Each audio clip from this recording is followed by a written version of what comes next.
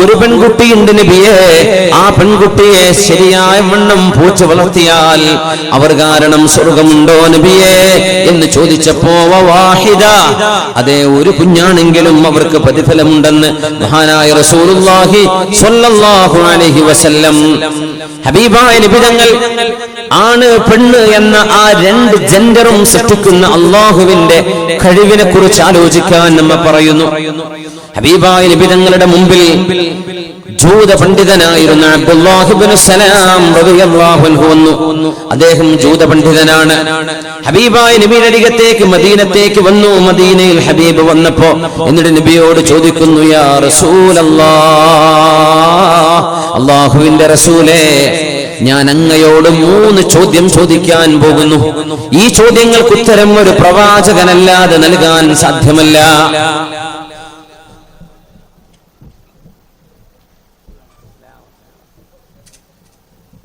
3 ചോദ്യം ചോദിക്കുന്നു നബിയെ. ആ 3 ചോദ്യങ്ങളുടെ ഉത്തരം, ശരിയായ ഉത്തരം ഒരു പ്രവാചകനല്ലാതെ മറ്റൊരാൾക്ക് നൽകാൻ കഴിയില്ല. ഇന്നി സായിലുക അൻ സലാസിൻ ലാ യഅലമുഹുന്ന ഇല്ലാ നബി. ഒരു നബിക്കല്ലാതെ ഉത്തരം പറയാൻ കഴിയാത്ത 3 ചോദ്യങ്ങളെന്ന് ജൂത പണ്ഡിതനായ അബ്ദുല്ലാഹി ഇബ്നു സലാം റളിയല്ലാഹു അൻഹു പിന്നീട് മുസ്ലിമായി. തങ്ങൾ പറഞ്ഞു, സൽ, ഈ ചോദിച്ചോളൂ അബ്ദുല്ലാഹി ഇബ്നു സലാമേ, ചോദിച്ചോളൂ.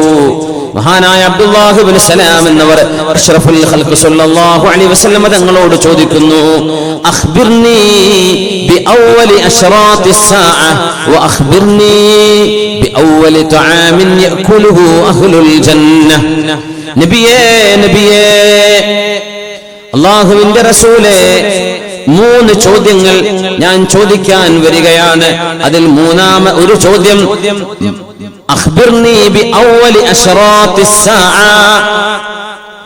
ലോകാവസാനത്തിന്റെ അടയാളങ്ങളിൽ, വലിയ അടയാളങ്ങളിൽ, ഏറ്റവും അരികത്തേക്ക് വരുന്ന അടയാളങ്ങളിൽ ആദ്യത്തെ അടയാളം എന്തായിരിക്കും? രണ്ടാമത്തേത്, സ്വർഗവാസികൾ സ്വർഗത്തിലേക്ക് കടന്നാൽ അവരാദ്യമായി ഭക്ഷിക്കുന്ന ഭക്ഷണം എന്തായിരിക്കും നബിയേ? സ്വർഗവാസികൾ തിന്ന ആദ്യ ഭക്ഷണം, ഒരു സ്റ്റാർട്ടർ ഉണ്ടാവില്ലേ, ഒരു അപ്പറ്റൈസർ ഉണ്ടാവില്ലേ, ഒരു വെൽക്കം ഡ്രിങ്ക് ഉണ്ടാവില്ലേ? എന്താണ് സ്വർഗവാസികൾ ആദ്യം കഴിക്കുന്നത്? അവ്വലു തആമിൻ യഅകുലുഹു അഹ്ലുൽ ജന്ന.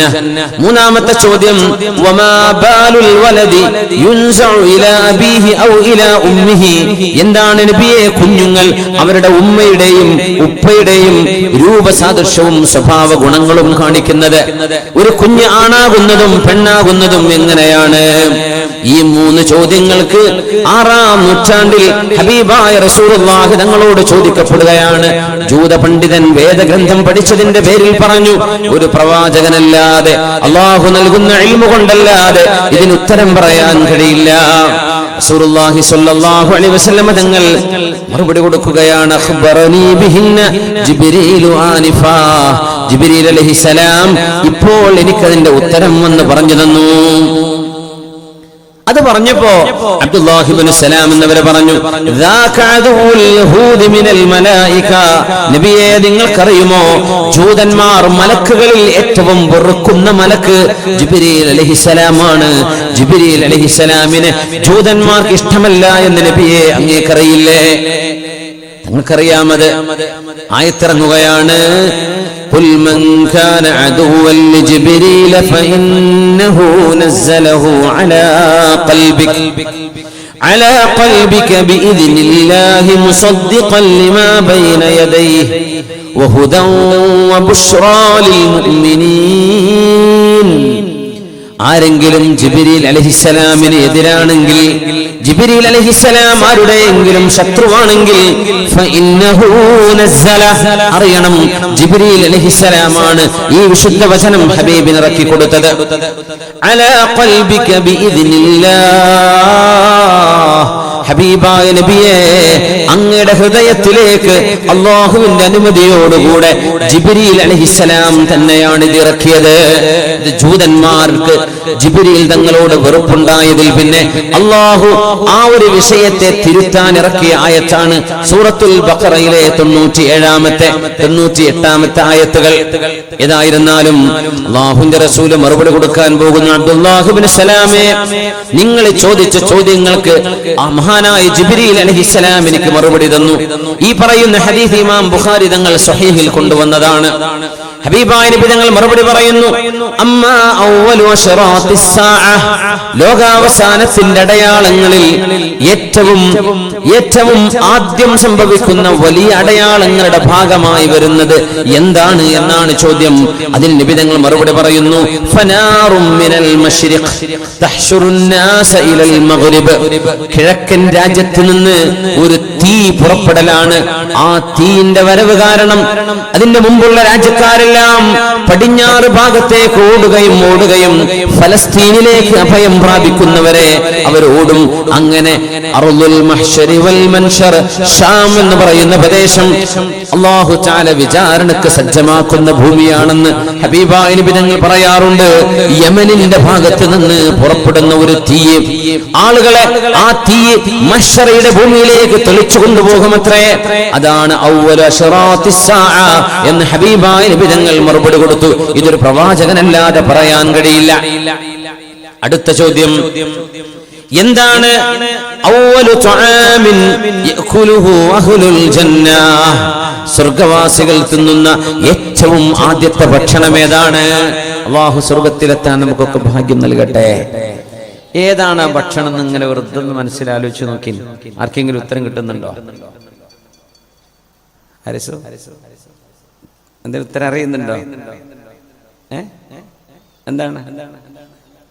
മാഷാ അല്ലാഹ്, ഉത്തരം പറഞ്ഞിട്ടോ? രണ്ടത്താണില്ല, ഹാരിസാണിത്, അബുദാബിയിലാണ്. മാഷാ അല്ലാഹ്. ആദ്യം സ്വർഗവാസികൾ തിന്നുന്നത് ഒരു മത്സ്യത്തിന്റെ ലിവറിന്റെ മീതെയുള്ള ഒരു സോഫ്റ്റ് ഇറച്ചിയുണ്ടത്രേ. സിയാദത്തു കബിദിൽ ഹൂത്, റസൂലുള്ളാഹി സ്വല്ലല്ലാഹു അലൈഹി വസല്ലം. ഇത് സ്വർഗത്തിലെ മീനാണ്, നമ്മൾ മരുന്നിട്ട് വരുന്ന മീനല്ലത്. സിയാദത്തു കബിദിൽ ഹൂത്, വലിയ സൈസുള്ള മത്സ്യങ്ങൾക്കാണ് ഹൂത്സ് എന്ന് പറയാം. അതിന്റെ ലിവറിന്റെ മീതെ കാണുന്ന ഒരു സോഫ്റ്റ് നല്ല രുചിയുള്ള ഒരു മാംസമുണ്ട്. അതാണ് അത്രേ കൊടുക്കുന്നത്. സുബ്ഹാനല്ലാഹ്. അതെങ്ങനെയാണ്, കുക്ക് ചെയ്തിട്ടാണോ അത് സ്റ്റീം ചെയ്തതാണോ അതൊന്നും നമുക്കറിയില്ല. കിട്ടിയാൽ മതി. അല്ലാഹു നമുക്കൊക്കെ തൗഫീഖ് നൽകട്ടെ. നമ്മൾ ഒരിക്കലും മനസ്സിൽ പോലും ചിന്തിക്കാത്തൊരു ഉത്തരാണിത്. സിയാദത്തു കബിദിൽ ഹൂത്, വലിയ ഒരു മത്സ്യത്തിന്റെ ലിവറിന്റെ മീതെ കാണുന്ന സോഫ്റ്റ് മാംസമാണത്രേ. ഇപ്പൊ സാൽമൺ ഫിഷ് ഒക്കെ പച്ചയിൽ സ്റ്റീം ചെയ്ത് കഴിക്കുന്ന സലഡിലേക്ക് കൂട്ടുന്ന കാണാൻ പറ്റും. പച്ചയിൽ തിന്നാൻ പറ്റുന്ന സ്വർഗവാസികൾക്ക് അല്ലാഹു നൽകുന്നത് ഒരു മത്സ്യത്തിന്റെ കരളിനോട് ചേർന്ന് നിൽക്കുന്ന, ലിവറിനോട് ചേർന്ന് നിൽക്കുന്ന സോഫ്റ്റായ ഒരു ഇറച്ചി കഷ്ണമാണത്രേ. ഇതൊക്കെ ജൂതന്മാർക്ക് അവരുടെ കിതാബിൽ വായിച്ച് പരിചയമുണ്ട്. അതുകൊണ്ടാണ് ജൂത പണ്ഡിതനായ അബ്ദുല്ലാഹി ഇബ്നു സലാം എന്നവർ നബിയെ പരീക്ഷിക്കാൻ, സത്യസന്ധനായ നബിയാണോ, ഇസ്ലാം സ്വീകരിക്കാൻ പോവാൻ. അതിനു മുമ്പ് അദ്ദേഹം ചോദിച്ച ചോദ്യമാണിത്. മൂന്നാമത്തെ ചോദ്യം, എങ്ങനെയാണ് നബിയെ ആൺകുഞ്ഞും പെൺകുഞ്ഞുമാകുന്നത്? ആണും പെണ്ണുമാകുന്നത് എങ്ങനെയാണ്? ഇതൊരു പ്രവാചകനല്ലാതെ പറയാൻ കഴിയില്ല. ഹബീബായ നബി തങ്ങൾ പറഞ്ഞു, ഇദാ വഅമ്മൽ വലദു ഇദാ സബഖ മാഉർ റജുലി മാഅൽ മർഅ നുസിഅൽ വലദ് وإذا سبق ماء المرأة ماء الرجل نزعت الولد. റസൂലുള്ളാഹി സ്വല്ലല്ലാഹു അലൈഹി വസല്ലം തങ്ങൾ പറയുന്നു, ഒരു കുഞ്ഞിന് ജന്മം നടക്കുമ്പോ ഉമ്മയുടെ ഗർഭാശയത്തിൽ പുരുഷബീജവും സ്ത്രീയുടെ അണ്ഡവും ഇത് രണ്ടുമുള്ള മത്സരത്തിൽ ആരാണോ ആദ്യം മുൻകടക്കുന്നത് അത് പുരുഷബീജമാണെങ്കിൽ പുരുഷബീജമാണ്. ആ പരസ്പരമുള്ള യാത്രയിൽ മത്സരത്തിൽ ഒന്ന് മറ്റൊന്നിനെ സബഖ് ചെയ്യാന്ന് പറഞ്ഞാൽ രണ്ടും ഒരുമിച്ച് ഓടുമ്പോഴാണ് സബഖ എന്ന് പറയാൻ പറ്റുള്ളൂ. രണ്ടും ഗർഭാശയ ഭിത്തിയെ തുളക്കാനുള്ള ഓട്ടത്തിൽ പുരുഷ ബീജത്തിന്റെയും സ്ത്രീ അണ്ഡത്തിന്റെയും ഒരുമിച്ചുള്ള യാത്രയിൽ ആരാണോ ആദ്യം മുൻകടക്കുന്നത് അത് പുരുഷന്റേതാണെങ്കിൽ കുഞ്ഞ് ആണായിട്ട് വരുന്നു, അത് സ്ത്രീയുടേതാണെങ്കിൽ കുഞ്ഞ് പെണ്ണായിട്ട് വരുന്നുവെന്ന് ഒരു സ്കാനിങ്ങും ഇല്ലാത്ത കാലത്ത്, ഡയഗ്നോസ് ചെയ്യാൻ പറ്റാത്ത കാലത്ത്, ഗർഭാശയ ഭിത്തിയെ തുളച്ചു കയറുന്ന വിധം സ്പേം സെല്ലുകൾക്ക് യാത്രയുണ്ട് എന്ന് മഹാനായ റസൂലുള്ളാഹി സ്വല്ലല്ലാഹു അലൈഹി വസല്ലം ഇതങ്ങോട്ട് പറഞ്ഞപ്പോ അയാൾ പറഞ്ഞു, അഷ്ഹദു അല്ലാ ഇലാഹ ഇല്ലല്ലാഹ് വ അഷ്ഹദു അന്നക റസൂലുള്ളാഹ്, അങ്ങ് അല്ലാഹുവിന്റെ റസൂലാണെന്ന് ഞാൻ സാക്ഷ്യം വഹിക്കുന്നു നബിയേ. അല്ലാഹു ഏകനാണ്, അവനല്ലാതെ മഅ്ബൂദുൻ ബിഹഖില്ല എന്നും സാക്ഷ്യം വഹിക്കുന്നു. ഇത് പറഞ്ഞപ്പോൾ അദ്ദേഹം ഒരു കാര്യം പറഞ്ഞു, യാ റസൂലല്ലാഹ്, അല്ലാഹുവിന്റെ റസൂലേ, ഇന്നൽ യഹൂദ ഖൗമുൻ ബഹത്, നബിയേ, ഇദാ അലിമു ബിഇസ്ലാമി സയദഊന മിൻ മകാനതി, നബിയേ, ഒരു സംസ്കാരമോ മൂല്യമോ ഇല്ലാത്ത ജനങ്ങളാണ് ജൂതന്മാർ. ഞാൻ മുസ്ലിമായി എന്നറിഞ്ഞാൽ അവരെന്നെ ഇടിച്ചു താഴ്ത്തുന്നത് കാണാൻ കഴിയും. ഫസ്അൽഹും അന്നി, ഞാൻ മുസ്ലിമായ വിവരം അവരോട് പറയുന്നതിന്റെ മുമ്പേ നബിയെ എന്നെ പറ്റി ഒന്ന് ചോദിച്ചു നോക്കിൻ. എന്നിട്ട്